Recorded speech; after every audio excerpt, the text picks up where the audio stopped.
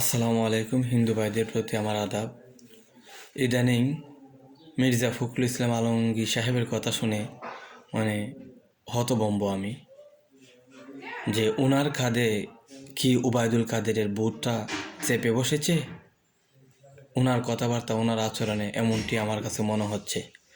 যে কেন দেখেন, উবায়দুল কাদের দীর্ঘদিন ক্ষমতায় থাকার কারণে অনেক সময় মানুষের মাঝে এমন অহংকার, দাম্ভিকতা, প্রতিহিংসা আসে।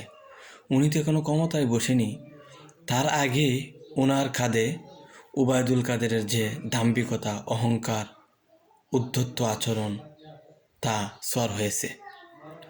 উনি আমার দেশ পত্রিকার যে সম্পাদক মাহমুদুর রহমান, প্রথম আলো এবং ডেইলি স্টার যে দুটি পত্রিকা এদেশে ভারতের এজেন্ডা বাস্তবায়ন করে চলেছিল, 5ই আগস্টের পরে যখন মানুষ এবং সাধারণ শিক্ষার্থীরা প্রথম আলো এবং ডেইলি স্টার পত্রিকার বিরুদ্ধে অবস্থান নিল, মিছিল করলো, মিটিং করলো, তখন আমাদের মির্জা ফখরুল সাহেব এর তীব্র নিন্দা প্রতিবাদ জানায়। কেন? উনি আবার বলতেছে যে 5ই আগস্টের আগে এমন পরিস্থিতি কখনো দেখেননি। আমার মনে হয় যে আমি যদি ওনার কাছে থাকতাম, তাহলে আমি কলমটা ওনার চোখে গুতা দিয়ে দেখাইতাম যে স্যার দেখেন, 5ই আগস্টের আগে পতিত স্বৈরাচারের আমলে এদেশের আমার দেশ পত্রিকা বন্ধ করে দেওয়া হয়েছিল। মাহমুদুর রহমানকে মারতে মারতে রক্তাক্ত করা হয়েছিল। শুধু তাই নয়, দিগন্ত টিভি, ইসলামিক টিভি বন্ধ করা হয়েছিল। 21 টিভি, বাংলা ভিশন সহ অনেক টিভি দখল করা হয়েছিল।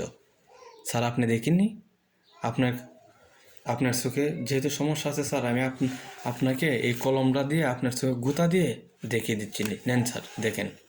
আবার উনি তীব্র নিন্দা প্রতিবাদ জানাচ্ছে। তো উবায়দুল কাদের দীর্ঘদিন ক্ষমতায় থাকার ফলে তার কাঁধে যে তার মুখে, তার বুকে, তার মাঝে যে দাম্ভিকতা এসেছিল, সেটা অনেক সময় স্বাভাবিক হয়। কারণ মানুষ অহংকারী, হিংসুটে এই কাজগুলো মানুষের মাঝে করে, মানুষের ভিতরে ইয়েগুলো হয়। কিন্তু উনি এখনো ক্ষমতায় আসেনি।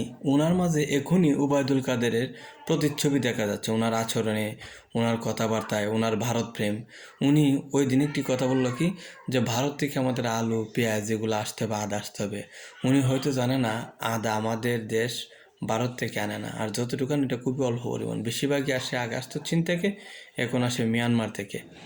তো আলু এবং পেঁয়াজ আনার জন্য কেটে রে বাবা, আলু পেঁয়াজ আমার ভারতের উপর নির্ভরশীল থাকতে হবে কেন? হ্যাঁ, এখানে ওনার কথার একটা যুক্তি আছে যে ভারত থেকে আলু পেঁয়াজ আনতে পারলে ওনারা যদি সরকার গঠন করে, ওনাদের একটা ধান্দার ব্যবস্থা থাকে, ওই ধান্দাটার মাধ্যমে ওনারা কোটি কোটি টাকা ইনকাম করতে পারে।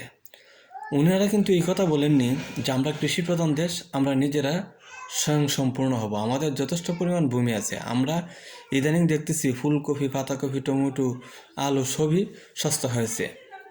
অনেক সবজি 200-250 টাকার সবজি কিনলে এক সপ্তাহ বাজার হয়ে যায়। তাহলে আমরা কেন নিজের দেশের যে পেঁয়াজ এবং আলু স্বনির্ভরতা অর্জন করতে চাই না? এই জন্য চাই না যে যদি কৃষকরা এগুলো উৎপাদন করে আর সেটা রাষ্ট্রীয় মাধ্যমে সহযোগিতা পায়, তাহলে দেশ স্বয়ংসম্পূর্ণ হয়ে যাবে। কৃষি দিয়ে স্বয়ংসম্পূর্ণ হয়ে গেলে তারা বিদেশ থেকে আমদানি করতে পারবে না। আমদানি করতে না পারলে এখানে যে একটা সয়নে করার একটা ব্যবস্থা থাকে, এটা তারা করতে পারবে।